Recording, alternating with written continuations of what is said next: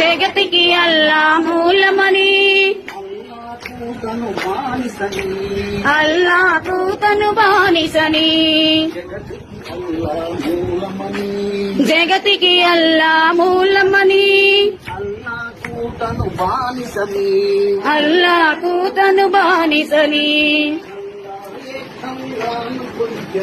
అల్లాయే అల్లాను కొలితెను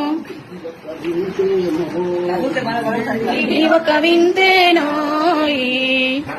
వీళ్ళెవరో ముస్లిం ఆడపడుచుడు కాదు, అల్లా గురించి భజనలు చేస్తుంది హిందువులు, సనాతన ధర్మాన్ని పాటించే హిందువులు, సాయిబాబా భక్తులు. ఇప్పుడు సాయిబాబా భక్తులు అనొచ్చా లేకపోతే సాయిబాబా గుడ్డి భక్తులు అనాలో మీరే ఆలోచించుకోండి. ఇందులో ఎవరైనా సరే సాయిబాబా భక్తులు ఉంటే మాత్రం మీ మనోభావాలు దెబ్బతింటే అంతకు మించి నేనేం చేయలేను. కనీసం వినండి, ఆ వీడియో చూస్తే మీకే అర్థమవుతుంది. కనీసం ఇంగిత జ్ఞానం ఉండొద్దా? ఇప్పటికే సాయిబాబా పేరు చెప్పి మన మెదళ్ళని మన మనసుల్ని పూర్తిగా మార్చేశారు. ఒకప్పుడు నేను సాయిబాబా భక్తుడిని, చరిత్ర తెలియకముందు. ఎందుకంటే మనకి సాయిబాబా ఇప్పుడు ఊరు కాదు ఇంటింటికి వచ్చేసాడు. ఎంత దరిద్రంగా వచ్చేసాడు అంటే సాయిబాబా కాళ్ళ కింద మన వినాయకుడు, శివుడు, పార్వతిని పెట్టే స్థాయికి ఎదిగిపోయాడు.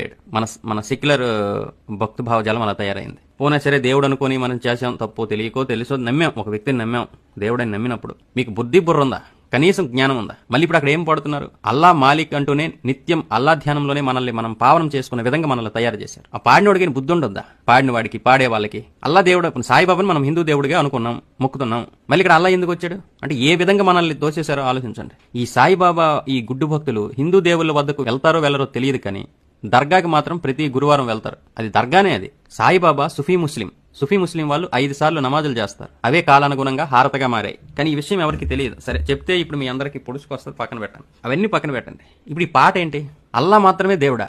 అల్లా ఒక్కడే దేవుడా?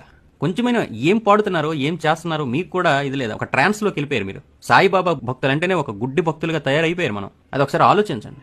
ఇప్పుడు వెంటనే మానిమంటే అది మీరు సాయిబాబాని దేవుడు కాదంటే జీర్ణించుకోలేరు. కానీ ఆ పాటల్లో కూడా కనీసం జ్ఞానం ఉండొద్దా? బుర్ర ఉండొద్దా? బుద్ధి ఉండొద్దా? అల్లా దేవుడు ఎటు వెళ్తున్నారు మీరు? మనల్ని వాళ్ళు ఏ విధంగా మారుస్తున్నారు? వాళ్ళు చేసేవేమొచ్చి శ్రీరంగనీతిలా, నాలాంటి ఎవడో చెబితే ఏమొచ్చేసి మతోన్మాది వ్యక్తులని ముద్రిస్తారా? కొంచెం బుర్ర పెట్టుకోండి, బుర్ర పెట్టండి దగ్గర. కొంచెం ఆలోచించండి. సమాజం ఎటుపోతుందో, మనల్ని ఎవరు ఎటు తీసుకెళ్తున్నారు? అసలు మనకు ఆలోచించుకునే శక్తే లేదా?